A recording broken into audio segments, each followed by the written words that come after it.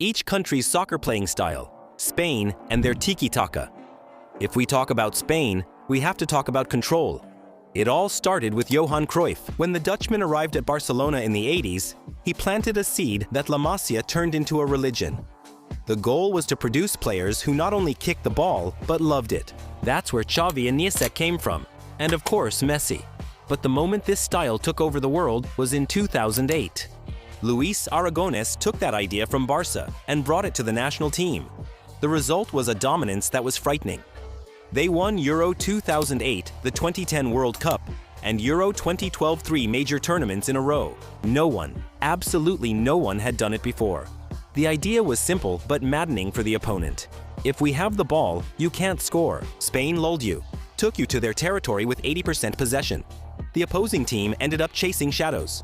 But be careful. These weren't meaningless passes. Each touch provoked the defender, tempting a mistake. As soon as one happened, a pass opened space and led to a goal. By 2014, teams had figured out how to counter this style, but the impact was already made. Canto and the Joga Bonito.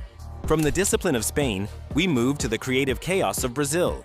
Here, football isn't explained with tactics boards. The famous Joga Bonito. When football came to Brazil, they avoided the Europeans' rigid style, blending it with their culture, samba, capoeira, and unique Brazilian energy. Football became a way to be free. In the 1950s, Brazil began to amaze the world. But it was in 1958 when a 17-year-old boy named Pelé told the world, "This is how you really play." Brazil has 5 stars on their chest, earned by playing the most beautiful football.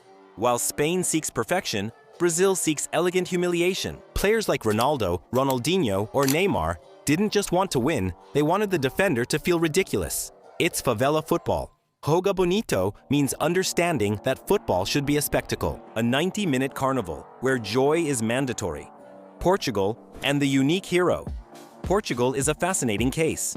For a long time, their tactic was the most honest in the world. Pass to Ronaldo. He always knows what to do. Just kidding. For years, the strategy was to defend hard and hope El Bicho created something. Things shifted with Figo and Rui Costa's generation. When Serra CR7 took charge, Portugal realized they didn't need to play the most, just have the best finisher. We've seen incredible moments with this system, like the 2013 playoff against Zlatan Sweden.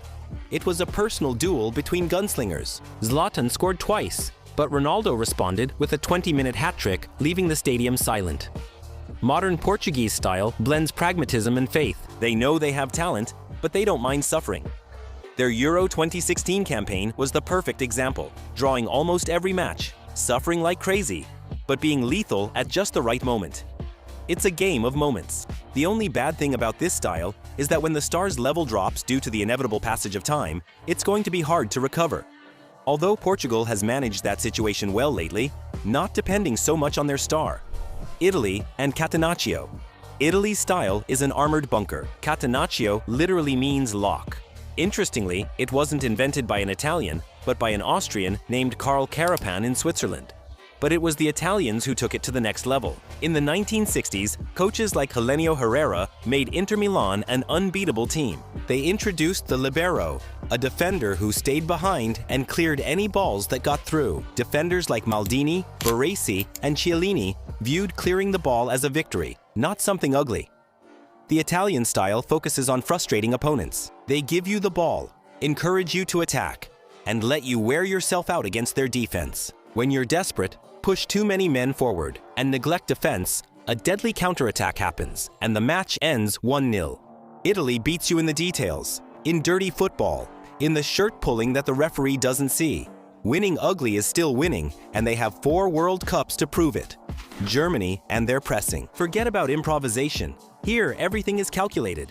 Following a slump in the early 2000s, the Germans did what they do best. They overhauled the system, investing millions in academies and technology. German soccer is like watching a BMW on the highway. Efficient, disciplined, and powerful. In the 70s, Beckenbauer revolutionized soccer by launching attacks from defense. But in 2014, this reached a new level. January 7th against Brazil in the semifinals was the greatest display of tactical superiority ever. It wasn't luck, just a German machine crushing a team that played on impulse. Lately, they've given us gegenpressing. And what is that? It's suffocating pressure. As soon as they lose the ball, 3 players jump on you like wolves. They don't let you breathe. Teams like Klopp's have made organized chaos their trademark. France, with their adaptable style, may be the most dangerous team now because they don't rely on a single approach. In 1998, they won their first World Cup with a multicultural team that mixed Zidane's elegance with a physical strength that no one could match. What makes France special is their athletic ability. They're faster, stronger, and more resilient than the rest. They don't need Tiki-Taka because they have Mbappe's speed. They don't need Catenaccio because they have Conte's engine. They're a Swiss Army knife. If the match needs defense, they lock down. If it requires running, they dominate on the counterattack.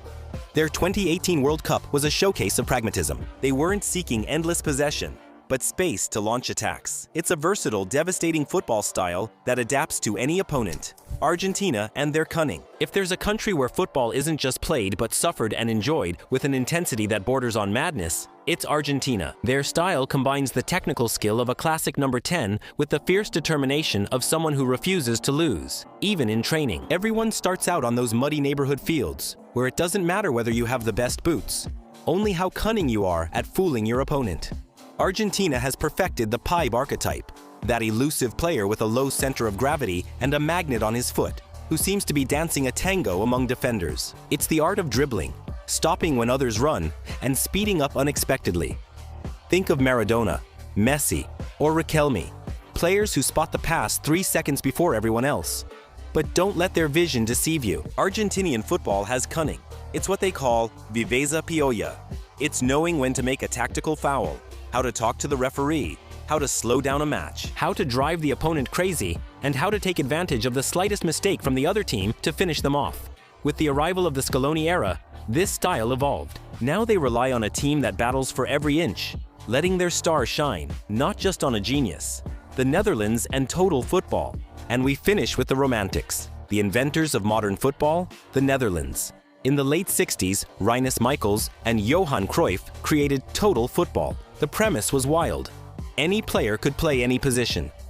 Your center back might be a winger, and your striker could defend at the box's edge. Positions were just suggestions. It was a system of constant rotations that drove opponents crazy. Ajax in the 70s dominated Europe with this fluidity. And the 1974 national team, the Clockwork Orange, changed the world even though they didn't win the final. They invented high pressing before it was a trend, suffocating you in your own box, winning the ball back, and punishing you before you even knew who was marking you.